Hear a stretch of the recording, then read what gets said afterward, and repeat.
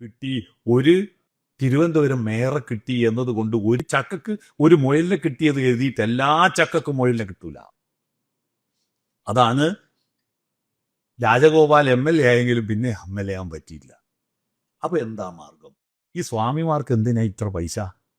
ഈ സഞ്ചി നിറയെ പൈസ എന്തിനാ? എനിക്ക് മനസ്സിലാവുന്നില്ല. സ്വാമി സന്യാസി എന്ന വാക്കിനർത്ഥം നമ്മൾ മനസ്സിലാക്കിയത് സമ്യക്കായി ന്യസിക്കുന്നവൻ, ഒന്നും വേണ്ടെന്ന് തീരുമാനിക്കുന്നവൻ, നല്ല മനസ്സോടുകൂടി വേണ്ടെന്ന് വെക്കുന്നവനാണ് സന്യാസി. അവര് പ്രമേയം പാസാക്കി 60 സീറ്റ് പാർലമെന്റിൽ അവർക്ക് സംവരണം വേണമെന്ന്. 60 സീറ്റ് സംവരണം കിട്ടിയാൽ അവര് ജയിക്കും, ഉറപ്പാ. ഇവര് നിന്നാ ജയിക്കും. ജയിച്ചാൽ സ്വാഭാവികമായും അതിൽ നിന്നൊരു 3-4 മന്ത്രിമാരുണ്ട്. അതിലൊരു വിദേശകാര്യ വകുപ്പ് മന്ത്രി. ഐക്യരാഷ്ട്രസഭയുടെ സമ്മേളനത്തിൽ ഒന്നും ഉടുക്കാത്തൊരു മന്ത്രി പോയി ഇരിക്കുന്ന കാര്യം ആലോചിച്ചു. കേട്ടത് ആദ്യം വന്ന ട്രെയിനിൽ, ഗുഡ്സ് ട്രെയിനിൽ കയറ്റിയിട്ട് അവരെ വിട്ടു.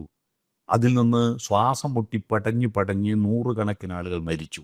അതിനാണ് വാഗൺ ട്രാജഡി എന്ന് പറയുന്നത്. വാഗൺ ട്രാജഡിയേക്കാൾ 1000 ഇരട്ടി വലിയ ട്രാജഡിയാണ് മാമാങ്കത്തിൽ നടന്നത്. നാടുവാഴിത്തത്തിന്റെ ഈഗോ ക്ലേഷാണത്. ഭാരതപ്പുഴയുടെ തീരത്ത്, ഭാരതം എന്നല്ലേ പേര്, ഞാനൊരു വീഡിയോ കണ്ടു. ഒന്നും ഉടുക്കാത്തൊരു സ്വാമി മടിയിൽ എന്താ വെച്ചതെന്ന് അറിയോ? ഒരു വലിയ റെക്സിന്റെ ബാഗ്.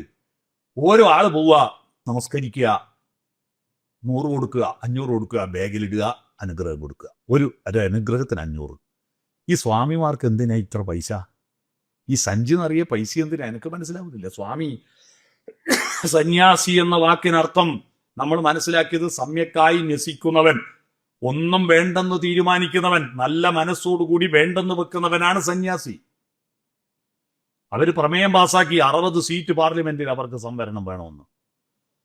60 സീറ്റ് സംവരണം കിട്ടിയാൽ അവര് ജയിക്കും, ഉറപ്പാ. ഇവര് നിന്നാ ജയിക്കും. ജയിച്ചാൽ സ്വാഭാവികമായും അതിൽ നിന്നൊരു 3-4 മന്ത്രിമാരുണ്ട്. അതിലൊരു വിദേശകാര്യ വകുപ്പ് മന്ത്രി.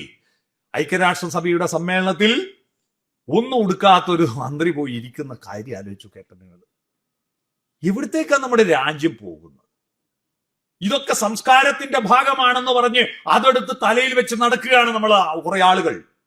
പുഴയുടെ തീരത്ത് മാമാങ്കത്തിന്റെ പേര് എന്താ? മാമാങ്കം.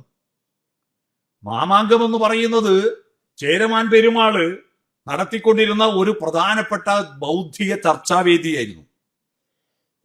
അമ്പലത്തിലെ ഉത്സവത്തോടനുബന്ധിച്ച് വ്യാപാരവും വാണിജ്യവും വ്യവസായവും ഒക്കെ വളർത്താൻ വേണ്ടിയിട്ടുള്ള ഒരു പരിപാടിയായിരുന്നു.